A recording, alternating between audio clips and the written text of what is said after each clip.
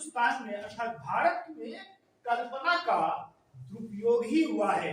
अर्थात ये कह सकते हैं कि कल्पना का उपयोग जितना होना चाहिए उस क्षेत्र में नहीं हुआ, बल्कि कल्पना का दुरुपयोग हुआ। Good afternoon. कि कल्पना है क्या चीज और कल्पना कहां तक पहुंच सकती है और कल्पना से क्या क्या हो सकते हैं और ये कल्पना क्यों जरूरी है। तो सबसे पहले ये जान लीजिए कि कोई भी काम बिना कल्पना के संभव नहीं है। अर्थात पहले हमें उसे कल्पना करनी होती है, उसके बाद ही वो आगे स्टेप बाय स्टेप चलता है। दुनिया में बड़े बड़े काम सबसे पहले वो कल्पना में पिरोए गए, फिर उसके बाद वो चला है। लेकिन हमारे हिंदुस्तान में अर्थात भारत में कल्पना का दुरुपयोग ही हुआ है। अर्थात ये कह सकते हैं कि कल्पना का उपयोग जितना होना चाहिए उस क्षेत्र में नहीं हुआ, बल्कि कल्पना का दुरुपयोग हुआ। और यही चीज कल्पना का कुछ न कुछ उपयोग पश्चिम में हमें दिखाई देता है। तो हम आते हैं कि कल्पना कैसे चलती है और इससे क्या फायदे हैं और किस क्षेत्र में कल्पना करना वाजिब या उपयोगी होता है। तो आइए देखें कि कल्पना को हमने दो उसमें बांट दिया है। सबसे पहले इधर हमने लिखा आस्थावादी समाज और इधर लिखा तर्कशील समाज। दोनों क्षेत्रों में अगर हम इनकी बात करें तो ये को पूर्वी क्षेत्र मान लेते हैं, पूरब की दिशा, और ये को पश्चिम मान लेते हैं कि दोनों तरफ किस तरीके से कल्पना का विकास हुआ है, कल्पना से क्या लाभ मिले हैं।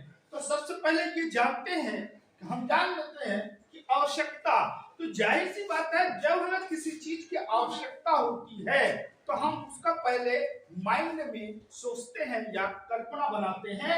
वही चीज यहाँ भी हो रहा है, यानी पूर्वी देशों में और पश्चिमी देशों में भी हो रहा है। लेकिन जब वो आवश्यकता हम कल्पना में पिरोते हैं तो यहाँ कल्पना में पिरोया गया और यहाँ भी कल्पना में पिरोया गया।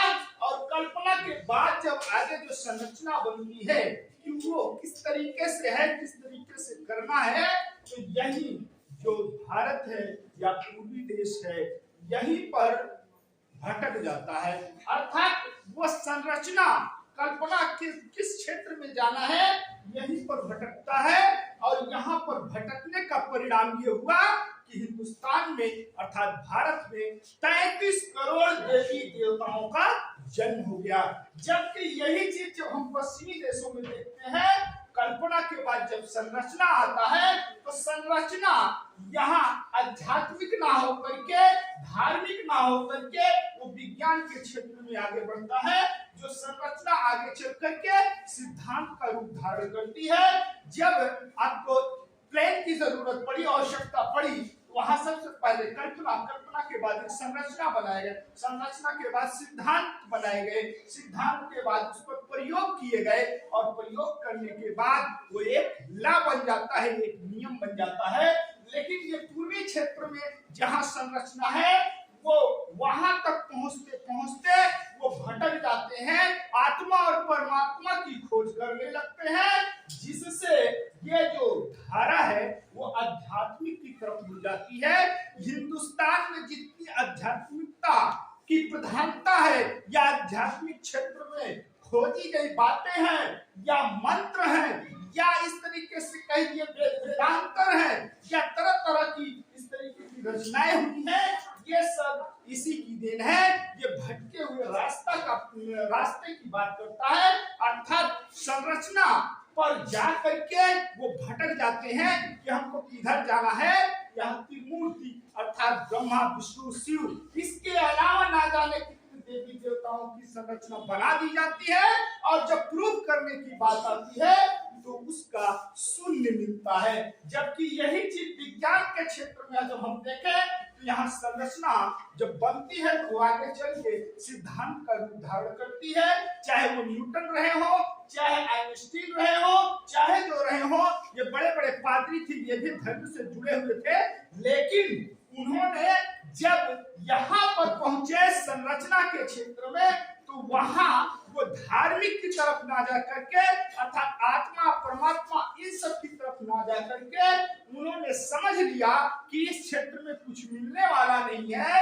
किताबें तो यहाँ पर बहुत सारी दर्शन की लिखी गई है, पश्चिम दर्शन बहुत सारे लिखे गए हैं, यहाँ भी दर्शन लिखे गए हैं, लेकिन इन लोगों ने समझ लिया कि इस दर्शन से कुछ होने वाला नहीं है। आत्मा परमात्मा और दुनिया के क्षेत्र में इन्होंने सबसे ज्यादा जो वरीयता दी वो भौतिक जगत को दिया।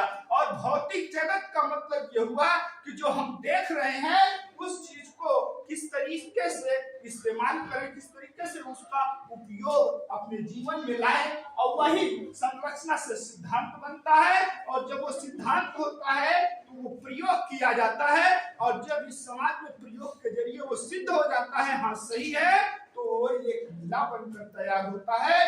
लेकिन यहाँ पर संरचना जब बात आती है तो पूछा जाता है कि शिव जी कौन थे, तो पता चला शिव की माँ है, सासू है, और तरह तरह के लोग हैं जिनका कोई आधार नहीं दिखाई देता।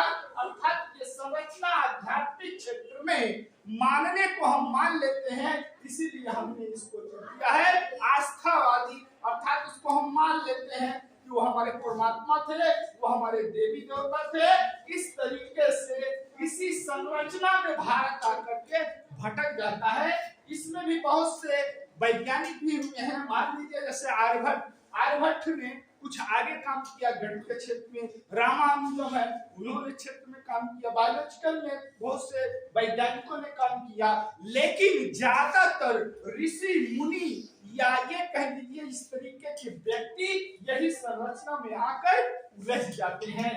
इसलिए ये जो आपका रास्ता दिखाई देता है ये रिलीजियन, वे आप रिलीजन कह लीजिए, ये धर्म वाले रास्ते हैं। और धर्म में तो एक अच्छे समाज की गणना की जाती है कि समाज की संरचना कैसी होनी चाहिए, सुसभ्य समाज कैसे बनेगा, ये धर्म से रिलेटेड होते हैं। लेकिन जब हमारी संरचना ही अच्छी नहीं होगी तो धर्म भी या समाज भी अच्छा नहीं हो सकता।